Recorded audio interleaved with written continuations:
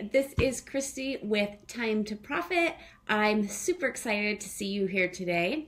If this is your first time joining us for one of our videos here, my name's Christy, like I already said, and what I do is I help business owners increase profits by helping them find and win clients that they love working with. And today what I wanted to do is actually share with you some of my favorite sales books and a little bit of information on why I love these sales books so much. So first, here's the deal. I am kind of a self-help junkie.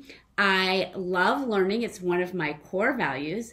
And so even though I have been in sales for 15 years and I've gotten phenomenal training with Fortune 500 companies and I train people on sales, I'm always on the lookout for new perspective and strategies that will make me more effective and better at what I do. And reading and books are one way that I embrace that. But I have to say, I feel like sales is challenging in this arena of learning because so much of what is written and is out there in the public domain is really about manipulation and bullying and really making people uncomfortable and deciding to say yes, even if it's not a great fit for them. And what I believe about sales is that sales is really about influence and leadership. The other thing I want to say is that so many of these sales books have sports analogies. Like, can we just be done with the sports analogies? And I love sports, but just let's be done with that. But even with all that said, there are some really good and useful books out there. So if you are looking to be more proactive in your approach to winning clients and you're curious about sales, here are the top 4 books that I would recommend for you. The first book is To Sell is Human by Dan Pink. So the reason I love this book so much is because I just love his perspective on sales. His opening chapter really highlights the reality that all of us are in sales in some capacity. We are influencing people. We are trying to move people to action. Whether you're a teacher, whether you're a business owner, whether you're leading a team, all of that is really a part of sales. It's moving people to act. And a lot of times we don't think of it as sales. I always say this, I started my career in public relations.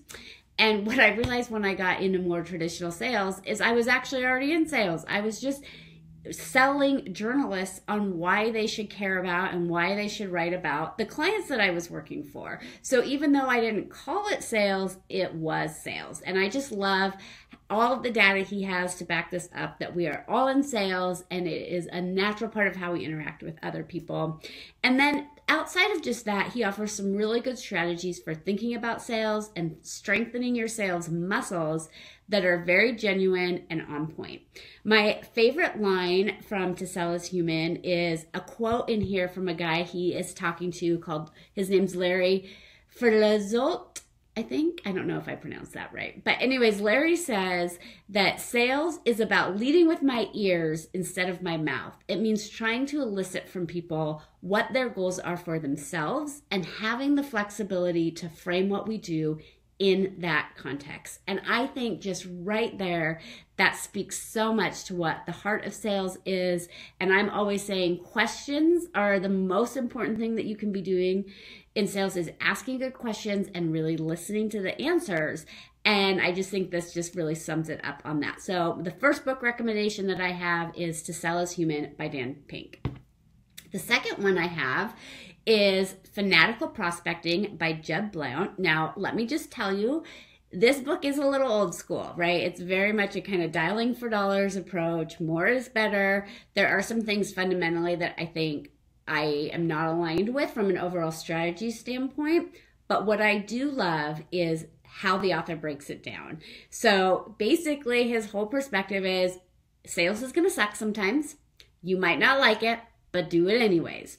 And he also offers a lot of scripts in there around how to start conversations, how to leave messages, that are some really good baseline scripts when you're starting out and you're just like, I don't know where to start. So I highly recommend that. But basically the thing that I really love about this too is the way that he talks about managing objections. And he uses a lot of empathy in that and meeting the prospects where they are, which is something I 100% agree in. So this is a great book if you just need a kick in the pants or want some tools specifically around what to say and how to approach things. So my favorite line from this book is, "Here is the brutal truth. There's only one technique that really works for getting what you want on a prospecting touch. Ask. That's it. Just ask. Ask for the appointment. Ask for the information. Ask for the decision maker. Ask for the next step. Ask for the sale. Ask for what you want. Ask." And I mean, that is the heart of it, right? If we don't ask, the answer is no. And asking isn't about dictating. It's giving people options and opportunities and leading them. So I love that perspective. The next book recommendation I'm going to make is Go for No by Richard Fenton. Now, this is a tiny little book that you can read in less than 2 hours. The premise is simple. Don't be afraid of no. Make no your objection. It definitely misses some overarching strategy around finding clients that are aligned and really narrowing your niche and honing in on your message. But what I love about it is it's a great read for when you're trying to avoid no. It's simple, it's to the point, and it's compelling. And I love the mindset shift of embracing no's versus avoiding them. So I didn't pull a quote from here because it's really told more as a story.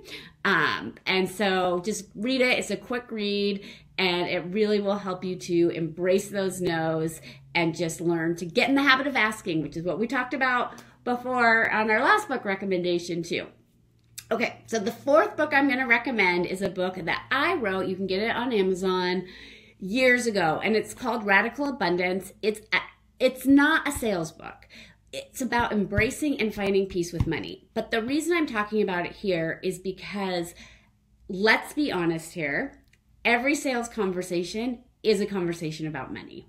And for you, right, as a business owner, and also for your clients that you want to work with, the more comfortable you can get talking about money, the easier it is for you to have sales conversations, especially when you get to those pricing conversations. So anything that you can do to make yourself more comfortable around having conversations around money is going to set you up for success in your sales conversations. So now it's your turn. I want to hear from you. What is your favorite sales or business book and why?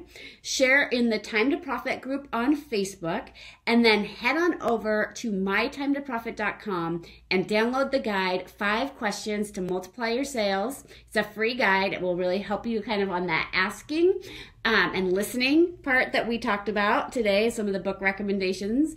And then again, that's mytimetoprofit.com. I will see you next week.